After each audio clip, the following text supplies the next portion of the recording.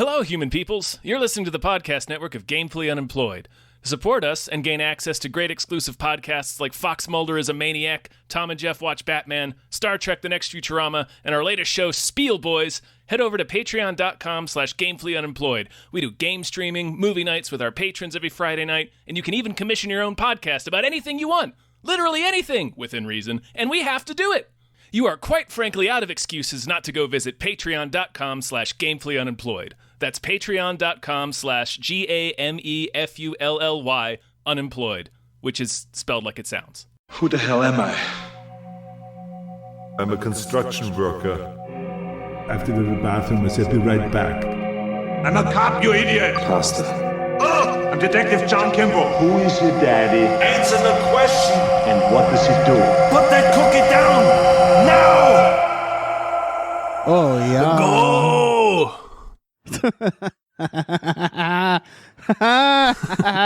It is so hot, it's red. Fuck me. It's red heat. Hey, everybody. Hello, Hey, hello, hey. B. Welcome to Into the Mr. Universe. Yes. We're going inside of the Mr. Universe. Within the Mr. Universe. Yeah. I'm one of your hosts, David Bell. I am a second red hot host, Tom Reimer. Yeah. Oh boy.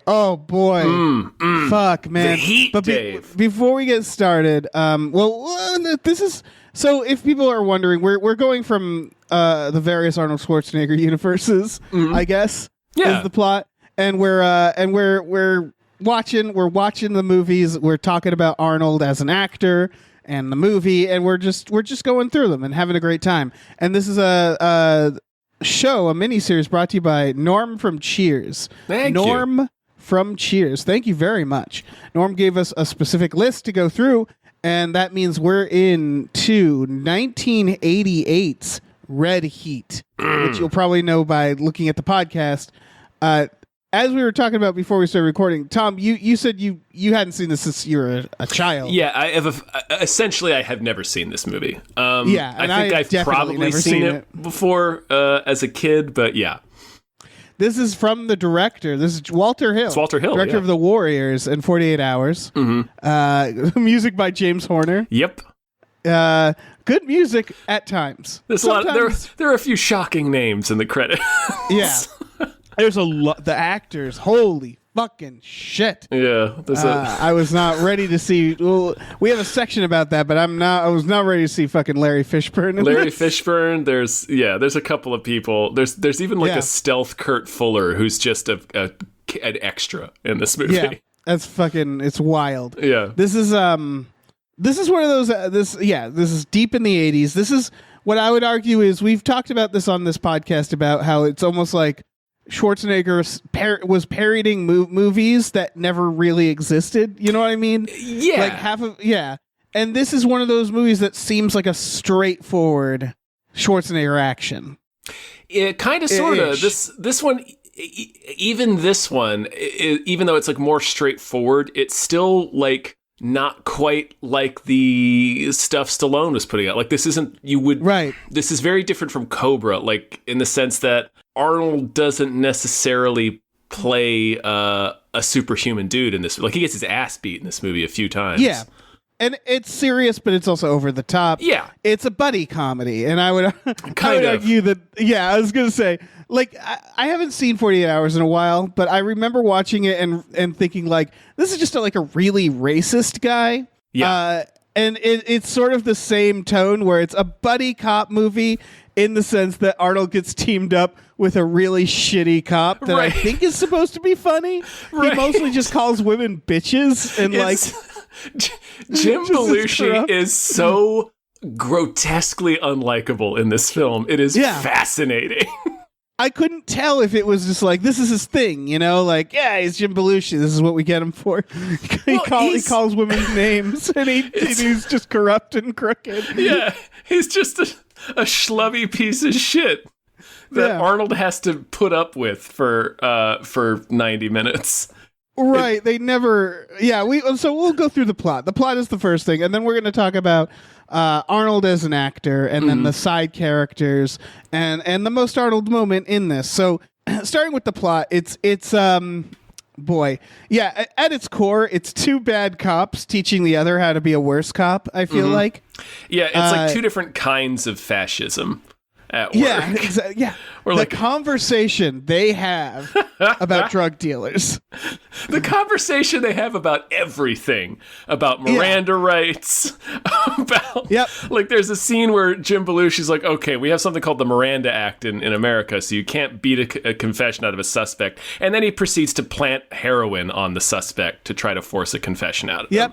It's literally his way versus his way, and it's the it reminds me of the Onion article, good cop, bad cop, both racist, where it's just it's bad cop and slightly worse, or slightly worse cop. Yeah, where Arnold is like, why can't I just torture them? And why he's can't like, I just no, you got torture, maim, and kill whoever I want in the and name he's like, of no, Russia? you got to plant drugs on them. Yeah, you can't do that. You got to plant drugs on them first. It is a nightmare. Yeah. Arnold is a Soviet cop. He's Russian in this, folks. Yeah. And he did some work here. Like he did some work. He speaks a shitload of Russian in it. He even does an accent, like on top of his own accent. He tries to make his voice sound Russian, which is way to go, Arnold. Yeah, we'll talk about that in the next section. It's quite something. It just I say it because I've never heard. I think this is the only time I can think of when I've heard Arnold try to do anything with his voice. Like normally he just. It's, his voice is such a signature of him as like, a pop culture icon. You never think of him trying to like change it or do an accent or anything, but he does that in this film. And it was really like, it's such a minor thing for any other actor, but for some reason for Arnold, it's just like, whoa, shit, he's like doing a voice. It's very impressive? ? Yeah. Impressive. Yeah, it's good. It's interesting. So his partner gets killed. By this like drug dealer, generic drug dealer, man. His partner also.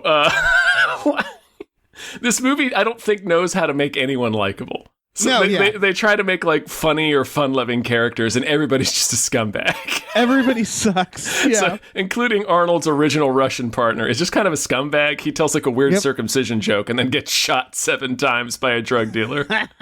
Yes, he sure does. This is one of those films where there's a constant. Where it looks like while they were shooting it, everybody was chain smoking. There's a constant like mist in the air in every scene that's just cigarette smoke. So yeah, the guy who shoots his partner goes to America, goes to Chicago to deal drugs. It's all to get a drug dealer, right? And I think that's important to note considering what happens. Not only is it's for. Okay, so the bad Russian is Edo Ross, who plays Itchy in Dick Tracy. Oh shit!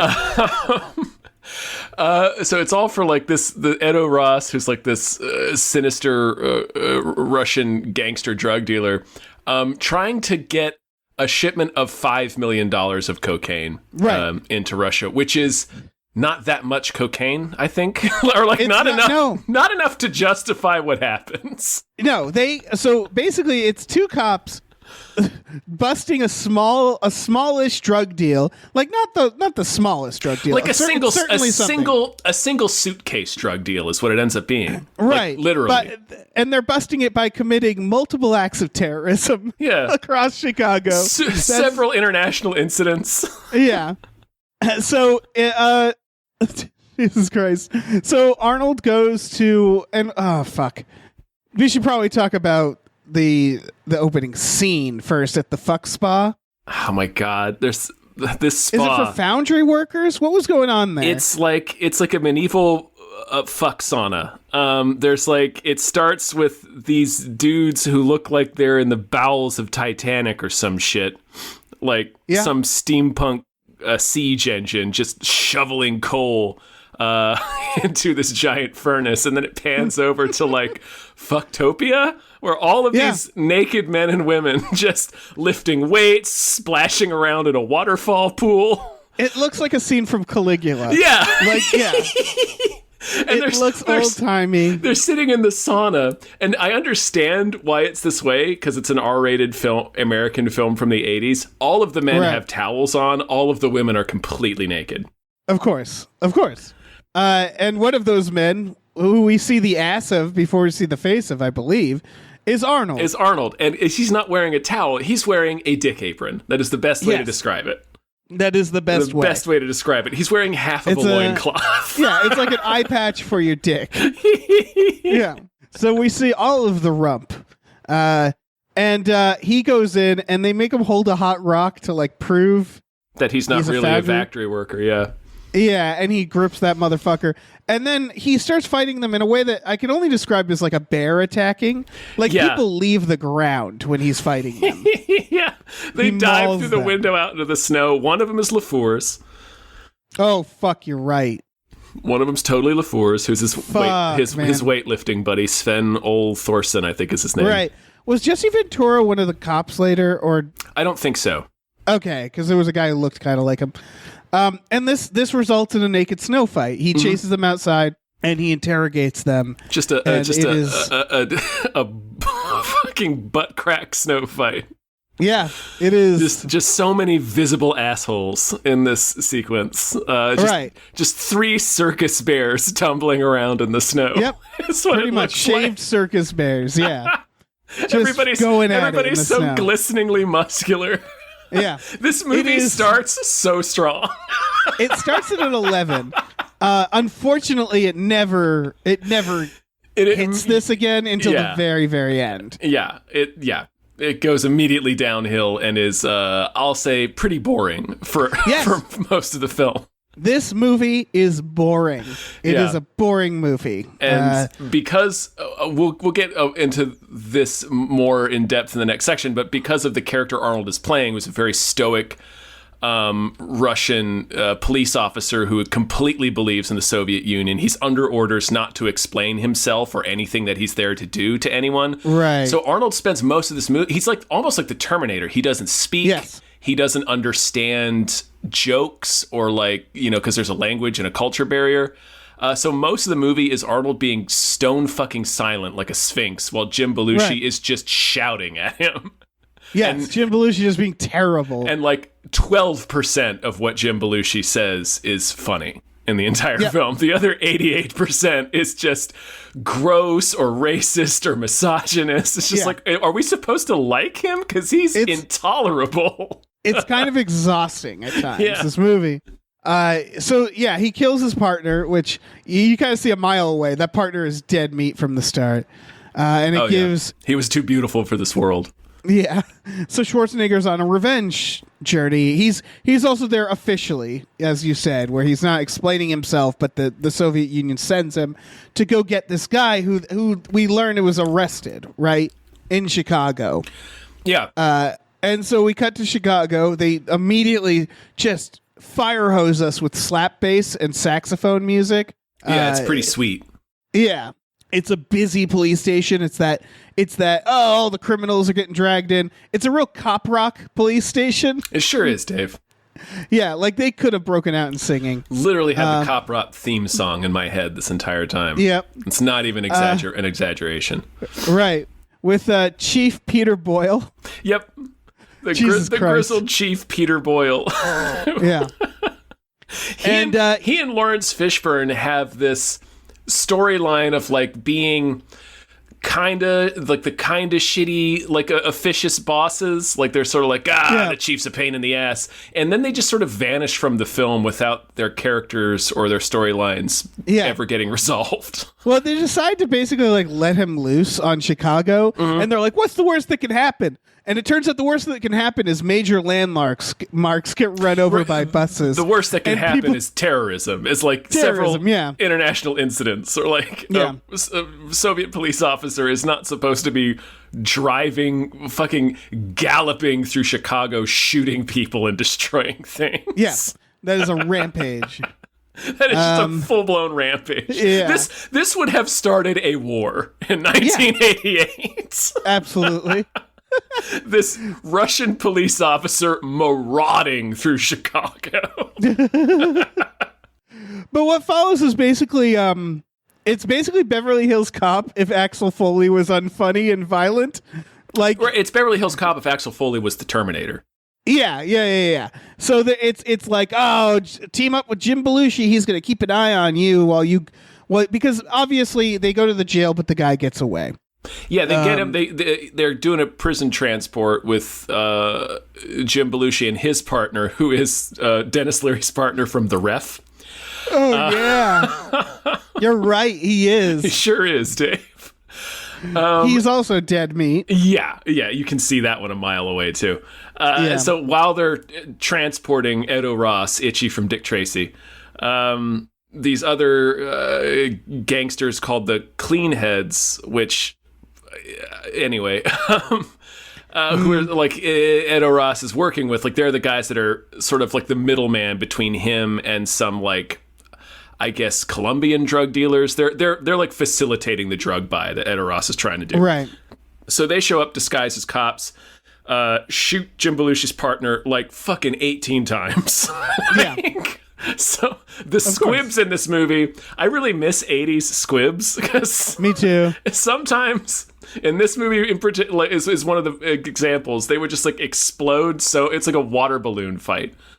Like it's just so like the fucking blood from the squibs is just like bursting into his face as he's getting shot. It's so over the top. It's perfect. So they shoot Jim Belushi's partner just so much. Club the bejesus out of Arnold and escape with Edo Ross. Yep. Arnold finds a key at this point. An obvious locker key. Yeah. Obvious locker key. But we're gonna spend the whole movie figuring out what this fucking key is. Mm-hmm. I would accept maybe him not knowing what it is, but like Jim Belushi should know what that key is. Yeah, he absolutely should. Like I looked at the key and I was like, oh, that's a bus station. Like that's a bus station or an airport locker key. Yeah, exactly. Yeah. He grips onto it even in the hospital. He's just holding onto that key. And then they start going on this journey to find this guy by planting evidence and torturing people. Planting evidence on one of the replicants awful. From Blade Runner. Oh yeah, on Leon. It's on Leon. Yeah. Yeah, there's so many fucking people in this. Mm-hmm. He stays at a dive hotel. The doorman is Pruitt Taylor Vince. Yes, he is. If you don't, he's young Pruitt Taylor Vince. Yeah, so it's like if you don't recognize that name, he's the bald, heavyset actor who has the nystagmus, which is that rapid moving eyes. Yes. If you've listened to our X-Files show, he was I forget which episode he was in. It was the one with the haunted camera, I think. Where he's the guy on stilts that abducts Scully. Yeah, he is. Anyway, right. he's the guy whose eyes are... Deadwood. He has that eye thing. Yeah, he's in Deadwood, yeah.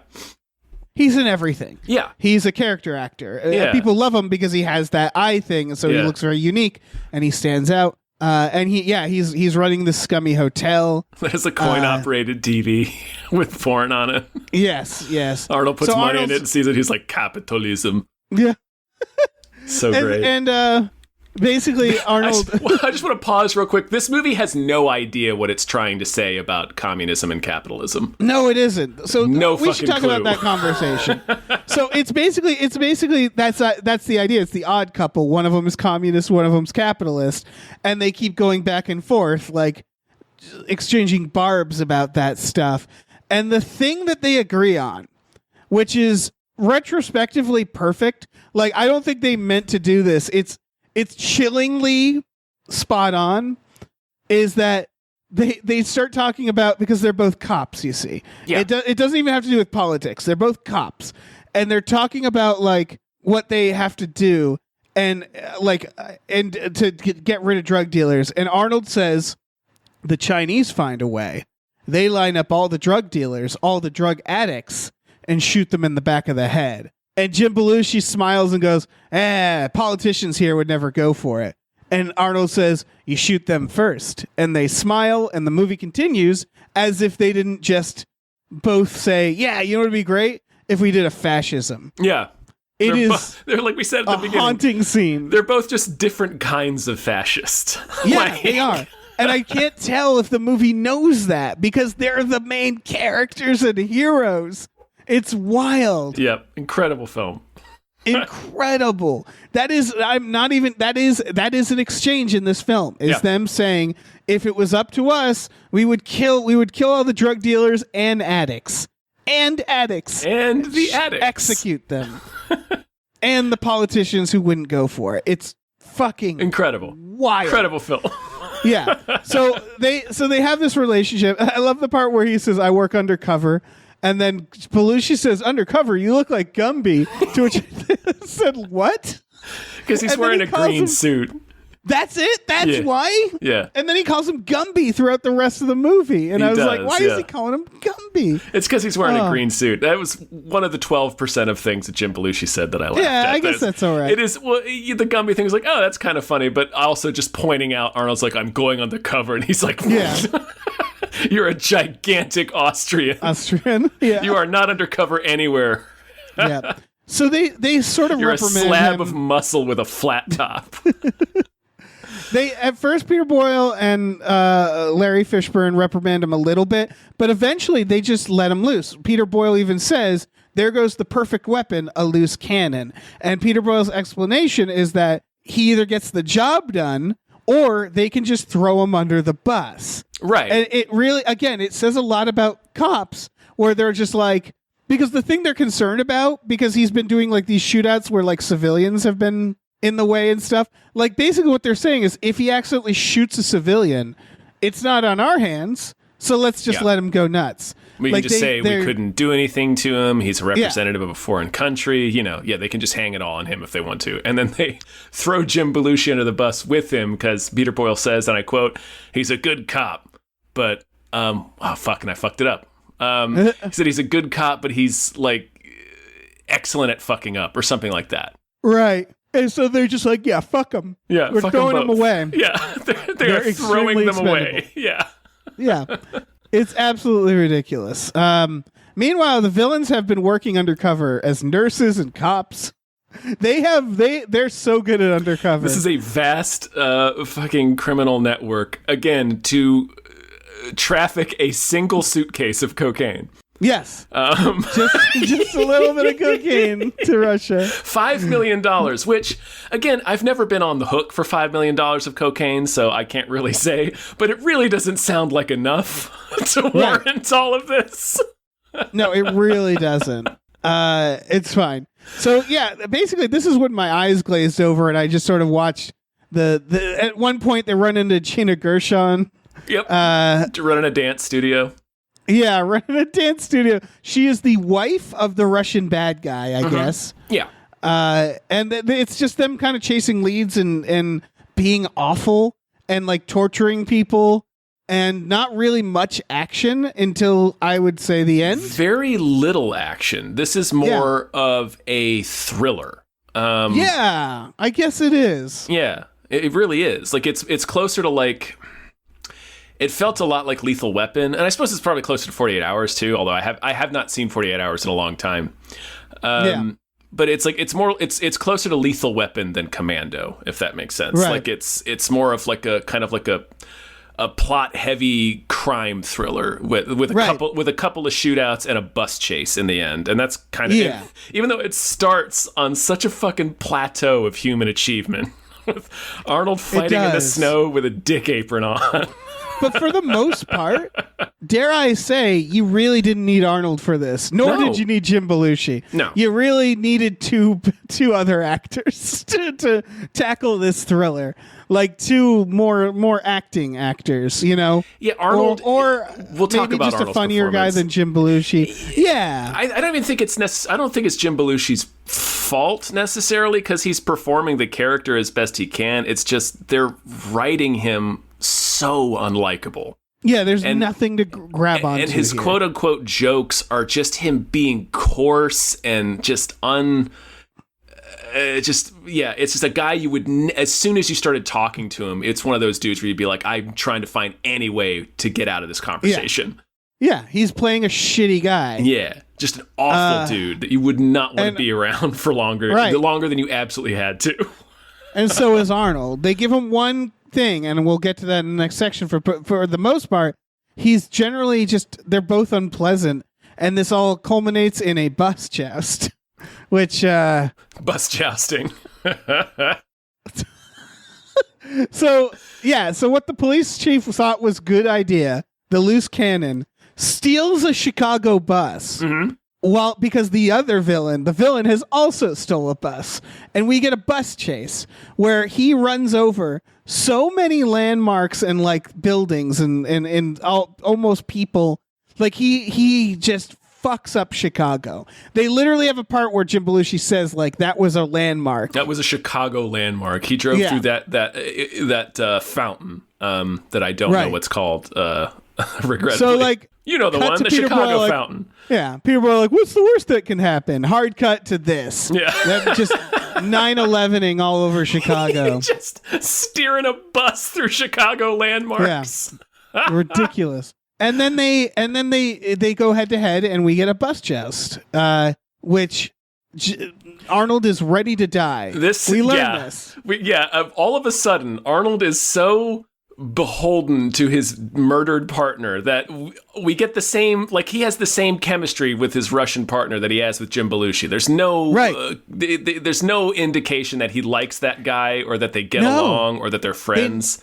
They never show him like mourning him. Not really. Like he stands far away at the funeral. Like he stands at the edge of the funeral when they bury his dead Russian partner. But like they have like one exchange together that's meant to show their relationship, and it's the exact same as every other scene he eventually has with Jim Belushi, where it's his Russian partner tells a joke that's like not funny and just kind of like weird, and Arnold doesn't laugh at it, and that's it. And it's like, I will die to avenge you. He literally. So Jim Belushi has to swerve the bus, and then next to the asshole butt crack Dick Apron snow fight, this is the most incredible part of the film. It absolutely is. They're driving, screaming. They're driving straight at each other. Yeah, and at one point, they both just stand up on the on their respective gas pedals, and Arnold is just screaming. Yeah, if the buses had hit. What would have happened is both of them would have went out of the windshield. They would have hit each other. They would have hit each other. And popped like balloons. It would have been like in Mission Impossible 2. Yeah. When Tom Cruise and fucking Dougray Scott collide in midair. Yeah. Only this would have been like a tangle of flesh and bones. Yeah. The slop like hitting the fucking the top of each bus. Yeah, but instead it would have been a very fleshy bullet time effect from the Matrix. Yeah. And then Jim Belushi's like, "What the hell? You would have died." And that's when Arnold says, "But so would he die."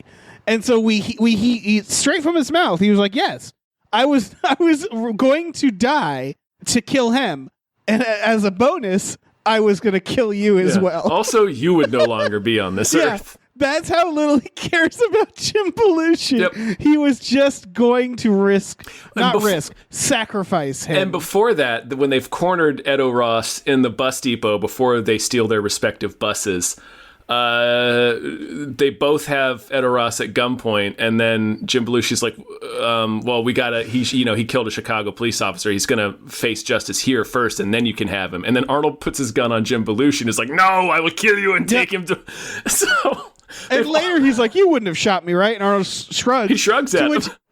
Which it's like, of course he would have shot you. He was trying to kill you. He tried to kill all three of you in a bus, which honestly would have been the best thing for the world if all three of these guys died in a fiery bus joust.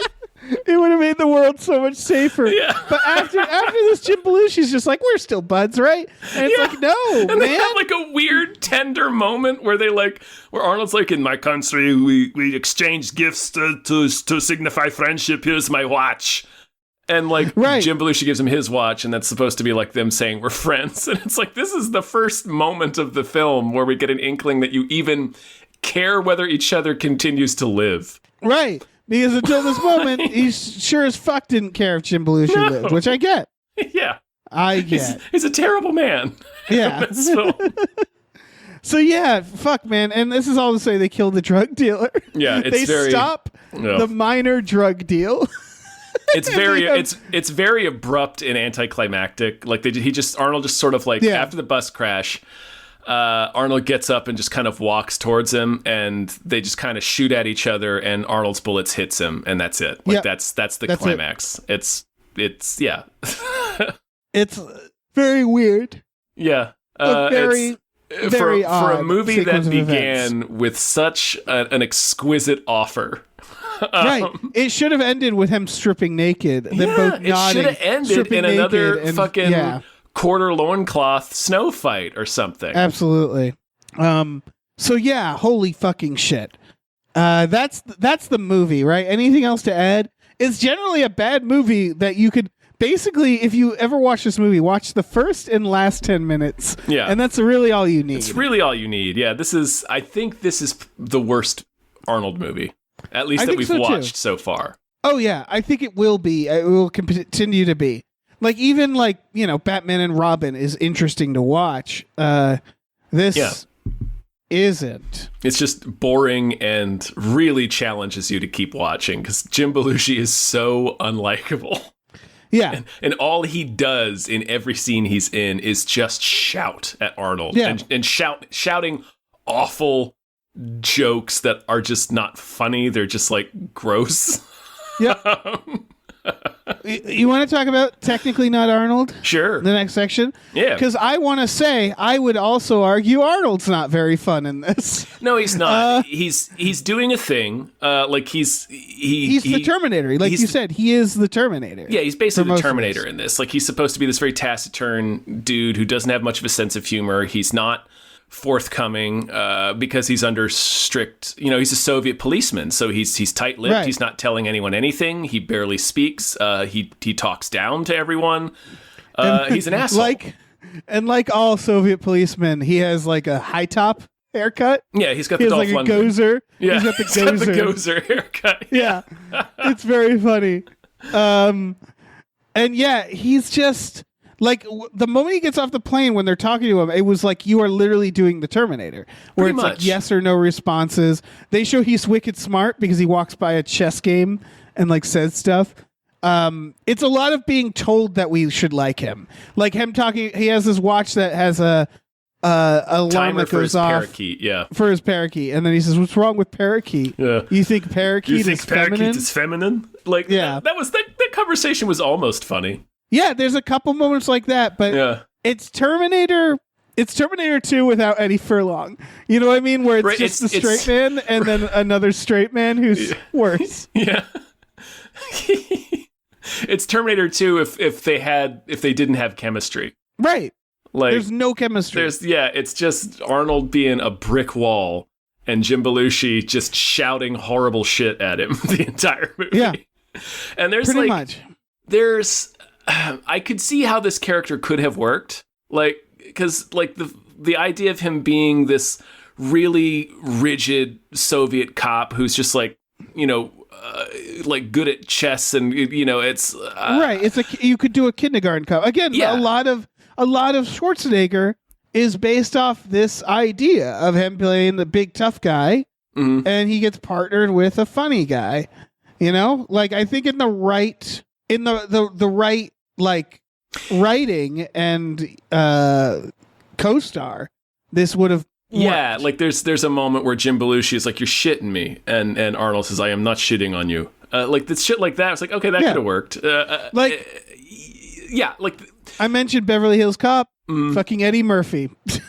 You get Eddie Murphy in this, have him riff, have him do some fun. We got a movie. We would have like 4 of these movies. Yeah, they would have been a million sequels to this. Yeah, you need somebody who is more charismatic and better written than Jim Belushi in order for this character to work. Yeah, you really do. Yeah, it's man. If it had been Eddie Murphy, this would have been a fucking classic, possibly. This would have been a classic. Yeah. So like in terms of Arnold as an actor, like him speaking Russian and doing the Russian thing was yes. That was one of the most impressive things I've seen him do so far. Yeah, that's him stretching out. Yeah, I went and like read some stuff about it. Like he took a couple of months to like learn Russian. Right. I mean, during this Ukraine stuff, didn't he make a video and like he referenced, I think, this movie? I think so. Yeah. Because he shot in Russia. They did. They stole that shot, which you can kind of tell. Yeah. Like there's footage of like St. Petersburg, I think. And like the Kremlin and shit in the beginning for like the opening credits, but it's clear like that was like either like B second unit or like maybe even stock footage. There's only one actual shot of Arnold in Russia, and it's at the very end, and it's him in a uniform saluting at the camera, and then he immediately walks off screen. And I read that they had to steal that shot because they didn't get their permit approved, which of course they wouldn't. This movie doesn't exactly make Russia look good. Right. So. Can you imagine being dressed like a Russian officer stealing a shot in Russia? Like that would make me so fucking nervous. Yeah. In the 80s. In the 80s, yeah. Yeah. Like, I'm pretty sure that's a big crime. Mm-hmm. Imitating a cop in Russia. Pretty sure you don't come back from that. Yeah. That's wild. I think they were probably really banking on Arnold's fame to save them if they got in trouble. Yeah. Man. But yeah, he's fine in it. Yeah. It's just that he's not doing much. Like, for all the work he apparently did for this role, he's ultimately just the Terminator, but Russian. Yeah. So it's like we've always sort of seen this. It feels like a step backward in his career. Yeah, it's like Terminator 2 is still, I think, 4 years away at this point, or 3 years away. Right. So he does this, obviously much, much better in Terminator 2. And of course, that has the benefit of being much better written, it's... But... right. Yeah. He had already done The Running Man. We already covered The Running Man. Yeah. Like, this feels like this was made, like, 5 years earlier than it was. Right. This feels like this should have come out before Commando, even. Yeah. Because, we've talked about in the Commando episode where he's already poking fun at himself. So this is like, I don't know. He's going to do Twins this year. Same year, yeah. Yeah. It is. It's so weird. Which is another movie that plays with his persona, where he's this like really nice, thoughtful guy. Where like Danny DeVito's like kind of like the coarse grifter, It is. Yeah, this is. Yeah. Like I think he's fine as an actor in this, but yeah, the character doesn't work in this movie. It's not his fault. I think like you said, I think everybody's sort of doing what they're supposed to be doing. Mm-hmm. It's just that none of it adds up to anything. The material's not there. Yeah. It's not a good enough movie for the premise that it's going for. It's... you want to talk about Definitely Not Arnold, our side characters? Yes. All right. Well, Jim Belushi we've sort of covered, right? Yeah, Ridzik, I think is his name, something. Sure. He just sucks. The biggest fucking scumbag imaginable. He never becomes likable at any point. He's just screaming expletives the entire movie. He just sucks. Yeah. And it's not his fault. Right. He's performing it fine. It's just, boy, this character is written to be a totally unlikable, joyless piece of shit. Yeah. I think they were trying to do like a sarcastic, like a Bill Murray type almost, where like if this was Bill Murray, it would have been obviously more delightful. Again, no offense to Jim Belushi, but it's sort of like the lines and stuff needed to be said with like an ain't I a stinker more attitude than like just a surly asshole. Then like genuine rage is what's behind most of his, which is part of what makes him so unappealing. Yes, like he's just really fucking... He's just a cop. Yeah. He's just a cop. Yeah, 100%. He's basically playing his character from Gang Related. Yeah. Which is intentionally a villain. He is a villain in Gang Related. Right. Yeah, he is a villain in this. Pretty much, yeah. He's not he's not supposed to be. No, but he is. But but he is. We got Larry Fishburne. Very serious He's Larry. playing a very typical Larry Fishburne character. Yeah. No one knows he's way too good for the movie yet, This is He's still being credited as Larry Fishburne, even though he's never looked like a Larry. I need to go and see like when he started going by Lawrence. Lawrence, yeah. Is that's right? That feels. You look at him, you're like, that's Lawrence. Yeah, some agent or someone was finally like, we need to do one thing, and that's when he blew up. I'd like to think, yeah. He just doesn't seem like a Larry. I don't know. Yeah, Peter Boyle as the police chief, also not fitting. Very not fitting because Peter Boyle is funny, but they're not making him funny in this. He has a couple like little quirks. Yeah, like he's the fish and stuff like that, but he's generally not. Yeah, he's like... They're not using him the way they should. And he's another one that could have worked if the writing was there. Because, when you cast Peter Boyle, there's like a certain expectation that comes with him just because of, like the persona that he has. Like we said, like he's typically funny. So you could have had a version of this character where it was like, he's funny, kind of a Peter Boyle type, but ultimately kind of sinister and not really on their side. Like that could have worked if it was written better. Yeah, for sure. Gina Gershon doing aerobics, who's barely in this. They don't know she's movie. Gina Gershon really yet. She's playing a role that she's played in at least three movies that I can think of. Yeah, which is like the ex of the bad guy. The bad guy's girlfriend or ex-girlfriend who isn't really a bad guy herself. Like, she plays that a lot. Right, she just has the face for it, apparently. I guess, don't know yeah. what that means. It's just a role she happened to play a couple of times. Yeah. We mentioned Pruitt Taylor Vince. She dies off screen. She dies in a news report. She does, you're right. Yeah. Holy fucking shit. Jesus Christ. Yeah. And then the rest for me was side characters. People that I'm just like, oh, I like that person. Like, this movie has the Shotgun Thug. Shotgun Thug to me it's a very specific bad guy. We're doing a drug busting into an apartment, and someone opens a door, like last door, and there's the Shotgun Thug. Yeah, right? Shotgun Thug. It's like a surprise spider. Yeah, exactly. It's like, yeah. And it's like in a video game, you need like the slightly stronger enemy. Yeah, he's like the sub boss. Yeah.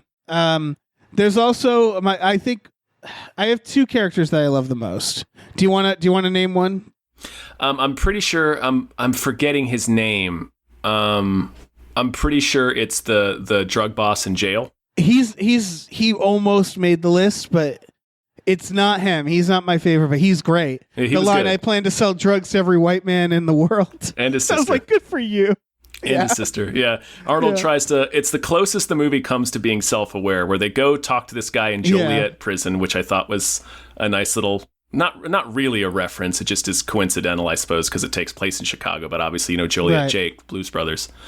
It's got Jim Belushi in it. But they're talking to this drug boss, and like Arnold's trying to like threaten him with all of his Soviet bullshit. He's like, the guy just tells him, look, man, I'm 32 years old. I've been in prison for 26 of those, or something like that. Yeah. He says like he's a political prisoner or something. And he's like, what was your crime? He's like, I robbed a bank. Yeah. Robbed a bank. And he's like, well, if you don't give me this bad guy, will come get your testicles. He's like, that's fine. I'm in jail. I'm going to be in jail the rest of my life. I'm a holy man. I got no need for testicles. I'm a holy man. I got no need for testicles. Like, okay, fine. We'll come for your eyes. And he takes off his sunglasses and he's blind. It's just like, and then he explains to him, he's like, look, man, like this system, it's like, I don't know how it works over in the Soviet Union, but here, like, the system is designed to punish black men. So, like, everything you're threatening me with is something I've already experienced 100 times over. So good luck with that. It's the closest the movie comes to being self-aware. It is. It's like fucking Schwarzenegger coming out of there like, Jesus, you guys are fucked up here, huh? Like, again, that's what it feels like. This is a commentary on like, oh, Soviet Russia, you think that's bad? Try America. America is just as fucking bad. Yeah. I mean, not just as bad, but bad in different ways that are different ways. Equally damaging and Yep. So my two characters was when he's at the airport and Jim Belushi sees a woman walk by and he goes, hey, how's it going? And she just says, blow yourself, which is perfect instincts on her part. She saw Jim Belushi. He didn't even say anything bad to her, but she knew. She's tell. Like, absolutely not. Yeah, she could tell. Yeah. But my all-time favorite guy is the guy who sees Arnold Schwarzenegger in a car, a giant Austrian man, giant muscly man in a car alone, barely fitting into his Riddler suit. Yep.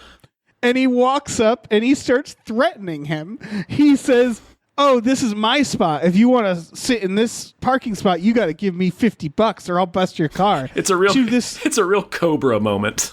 Yeah. From Stallone's and Cobra. Arnold puts him into a coma. He just punches him once. He probably kills him. Yeah. The guy's just dead. Yeah. And then finally, shout out to Drag Nurse, who I'm wondering, it's the villain. It's like it's like one of the Russians. It's Edo Ross is like number 2 guy, basically. This like his like blonde-haired henchman who disguises himself as a nurse and kills a guy in the hospital. Yeah. And I just have a question, which is that normally when you work at a hospital, maybe it's different in the 80s, like you would need like an ID and like to be like, I'm just wondering how long he was working as that nurse. Maybe a long time. Maybe he has like a whole second life set up. I feel like as he a might, nurse working in this hospital. Yeah, because nobody's like, oh, I've never seen her before. Oh, that's weird. She's like, it's the nurse is just walking around like they've been there for ages. So like clearly he was doing this for a while, I imagine. But I don't know. Like when Jim Belushi and Arnold try to walk into the room, they immediately get stopped. It's like, you need some ID to be back here, and they have to like identify themselves as cops. Right. He's just coming and going, disguised as this nurse. Exactly. So I think he was being that nurse for a while. That's all I got for side characters. Yeah. Anything else? I like the lady, the sex worker who's just trying to watch like divorce court when a huge shootout happens. Oh yeah, she was great. They come in and shoot the wrong dude. Like, yeah, that poor bastard. Yeah, she's just like, they shot up my trick. Like this dude was just taking a shower and they shot him like 18 times because they thought he was Arnold. Right, and she's then just like. Yeah, she like helps him out. Like she shoots one of the guys, and then like when she's getting interrogated later, like the cop's like, "So you have a gun?" She's like, "I'm not with them. I was just like literally, I was just here like with a guy, and then these guys show up, start shooting everything. I have no idea what's going on." I was like, "So you have a gun?" It's like, "Yes, I have a gun." "Did you just have a gun in your purse? Why do you have a gun in your purse?" And it's like, look at what happened. Yeah. Why the fuck do you think I have a gun? It's super dangerous to be a sex worker. Like that's why I have a gun. Case in point, just like gesturing to the entire fucking shootout aftermath in this hotel. This is why I have a gun. Just trying to watch divorce court. Right. Just trying to do her job. Can't get word one out of Arnold too. Like she keeps like he doesn't even like really try to like help her. No, he's trying to not kill her as little as possible. Yeah, doing the bare minimum to keep her out of harm's way. Yeah, for sure. Not saying shit. She's like, "What's happening? What's going on? Who are these guys? Who are you?" He's not saying shit. No.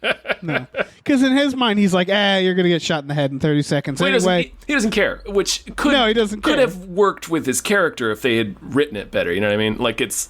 Right. If he is this pure... He's just a prick. Yeah. If he's this pure, like, Soviet Union hardline cop, you know, who's just, you know, whatever for the, you know, Mother Russia or whatever, like, you could have written that to work in an interesting way, and then obviously his arc would be at some point he would realize maybe I'm thinking about the world in the wrong way, but that moment never comes.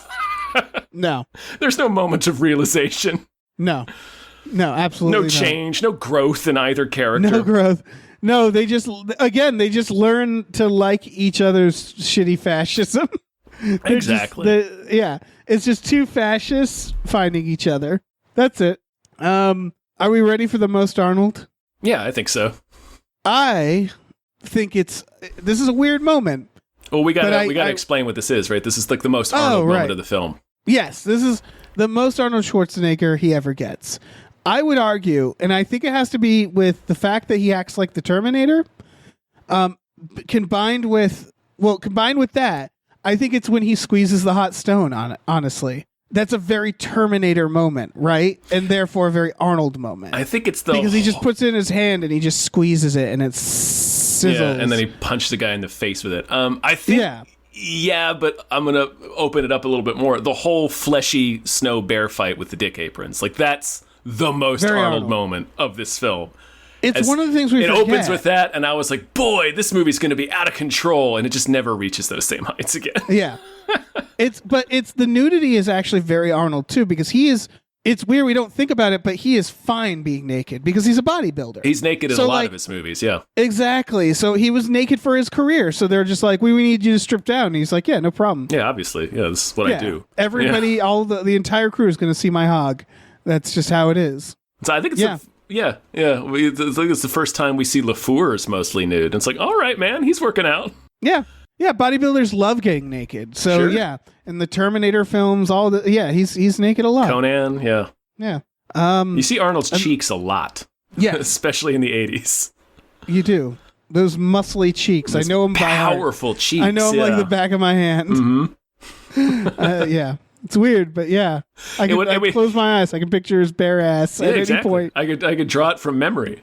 Yeah. I get little muscles on the side. It's like the Arnold's ass and my mother's face. I can draw those from memory. It's either that moment. I mean, it's obviously that moment, but like the closest second would be him just fully standing on the gas pedal of the bus during their bus joust and just screaming wordlessly at Itchy from Dick Tracy. Yeah, that is pretty great. Incredible. I wanted those. I needed those two buses to just smash into each other. Yeah. Well, and they didn't. They should have. They should have. This would have been a better film. Yeah. Which brings us to the rating system. This is, of course, how we rate each movie through between 1 and 44 naked snow fights. Mm-hmm. Man, where would you put this? Between 1 and 44 fleshy Dick Apron Bear snow fights. It's a little low for me, to be honest. It's a little low. Like, it starts out really strong. Yeah. With that just circus bear, like, fighting over salmon. And slapping their powerful muscles together. Yeah. Wearing the least amount of clothes that they can legally get away with. I'm gonna put this at like a 20. I think. Yeah, I was gonna say I was gonna put it right in the middle. Yeah. So like, because I would argue that the what we do get, the action we do get, brings it up to that 20. It's just so little. It never makes good on the offer it gives us in the opening 5 minutes. Yeah. Such an incredible offer, and then the rest of the movie is nothing. Yeah, what it gives us is great, but that's just not enough. It's just not enough. It's mostly boring. It doesn't pass muster. This movie really, like, I would say this can be skipped. Ultimately, if you're going through... it's the first one we've watched that I would say skip. Yeah. It's keep wild. on going. Go right past this multiverse. Just keep... Yeah. Mm-hmm. If you see this multiverse, just look straight ahead. Keep going. You'll be in fucking Twins in no time. Yeah, this is like the multiverse where everyone's pinatas. It's just like, yep, right. I'm all set. Just gonna keep going. Hit that one Tales from the Crypt episode, you've gone too far. Yeah. All right. I think that's it. I think that's it. Yeah. I think we thoroughly examined this hole. This multiverse hole. Mm-hmm. Yeah. This wormy hole. This Arnold hole. Mm-hmm. This hole in the back of Arnold's dick apron. Exactly. Being his butthole. Yeah. So, Norm from Cheers, thank you so much, as always, for being our producer. This has been wonderful. And if people are interested, we have a Patreon, patreon.com/gamefully, GAMEFULLY, unemployed. We have exclusive podcasts on there, like Tom and Jeff Watch Batman, Fox Mulder is a Maniac, Star Trek The Next Futurama, and Spiel Boys. We watch movies with our patrons every Friday night. We have all sorts of tiers, including tiers where you can get your own mini-series episodes like this one. This was created from scratch through a tier where Norm from Cheers was like, this is what I want, and we delivered. And, I'm having a lot of fun doing it. Yeah, me too. Yeah. Me too. This is a show we probably would have eventually done some version of anyway. So For sure, yeah. Yeah, we also have a store. Head over to GameFullyUnemployed.com where you can find a link to our Teespring store. We have all kinds of cool original artwork and designs you can get on t-shirts, mugs, stickers, posters, all sorts of things. So check that out. Slap your dick aprons on that. Slap that we dick should sell apron. dick aprons. It's or weird they don't that have to be. They can crotch those. aprons. They can be, Yeah, the junk for your junk. A general cape for the front. A front cape. Yeah, a front cape. A junk cape for the front. It's weird they don't sell those in Teespring and stuff. Mm-hmm. So we'll probably have to find a separate place, but I'm sure there's somewhere. There must be, yeah. Some brave manufacturer will provide us with junk capes. Junk capes, yeah. Mm-hmm. I'm gonna if I Google junk capes. I've written it on both of my eyelids, so I'll see it in the mirror. I'm gonna keep mementoing it all over my arm so we don't forget. Yeah. Just junk cape. Mm-hmm. Junk cape. You'll know what it means. Australia